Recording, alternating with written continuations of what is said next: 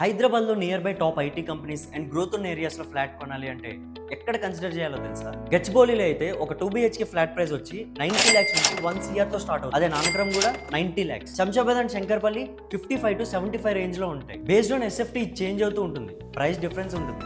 కానీ రీజన్ ఏంటో తెలుసా? గచ్చిబౌలి అండ్ నానక్రమ్ కూడా IT hub, multinational companies, huge rental demand, almost zero vacancy.